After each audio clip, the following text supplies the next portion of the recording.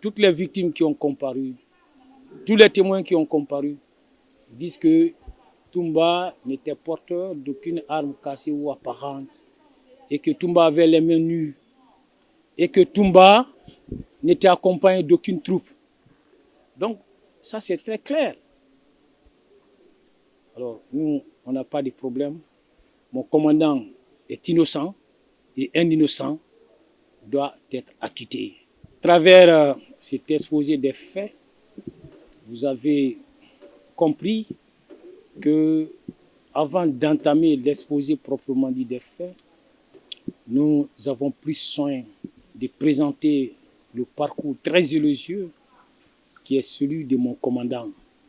C'est pour vous dire que c'est un universitaire. Contrairement à l'étiquette qu'on a voulu lui coller, des goons, des diables, je ne sais encore qui. Alors c'est un intellectuel et qui a occupé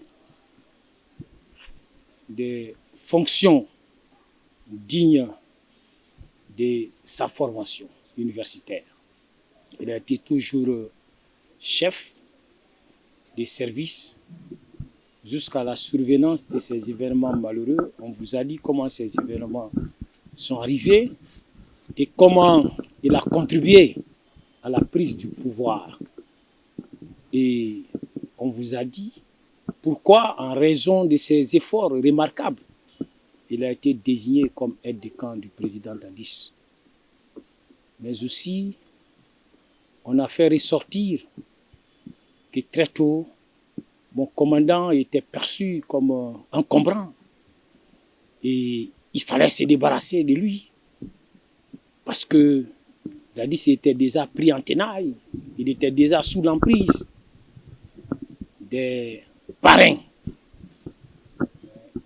de son pouvoir, ceux qui n'ont pas contribué à la prise de ses pouvoirs et qui sont venus s'ériger en parrain et qui voulaient que mon commandant soit écarté.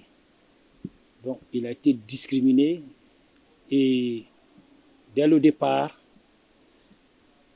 il y a M. C.C. Raphaël qui a été dépêché auprès de lui pour une mission d'espionnage, pour pouvoir contrôler ses faits et gestes et même ses paroles et d'en rendre compte au président Dadis.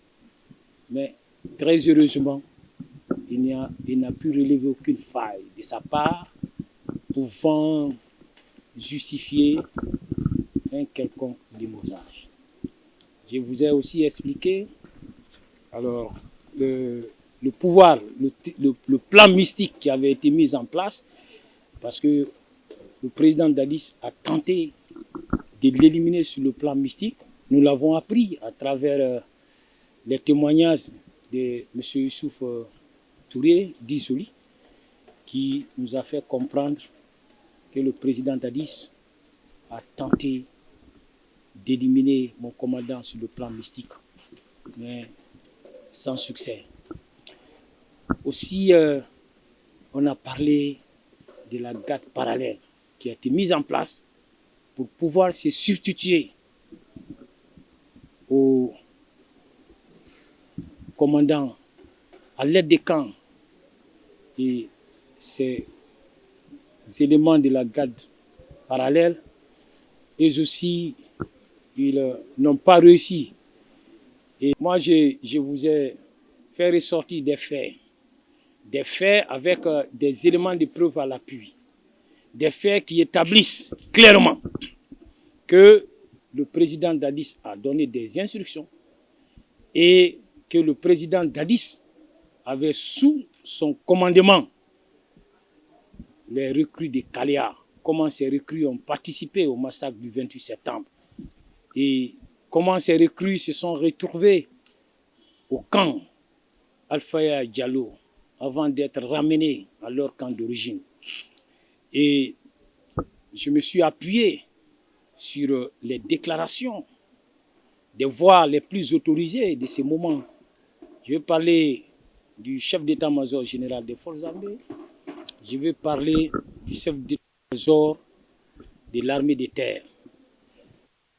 Et on a eu aussi à relever d'autres éléments.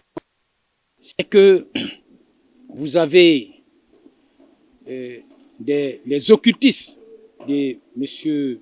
Gono Sangaré, qui était entretenu par lui en tant qu'intendant financier, hein, mais entretenu aussi par le... Nous avons le complot qui visait à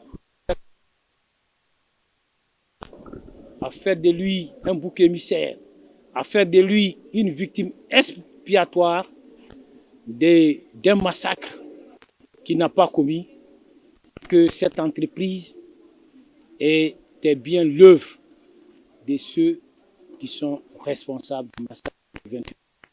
Toumba était au stade, il a été vu au stade. Il tentait de trouver les leaders lorsqu'il était allé à la recherche du président Dadis. Et toutes les victimes qui ont comparu, tous les témoins qui ont comparu, disent que Toumba n'était porteur d'aucune arme cassée ou apparente, et que Toumba avait les mains nues, et que Toumba n'était accompagné d'aucune troupe. Donc, ça c'est très clair. Alors, nous, on n'a pas de problème. Mon commandant est innocent, et un innocent doit être acquitté.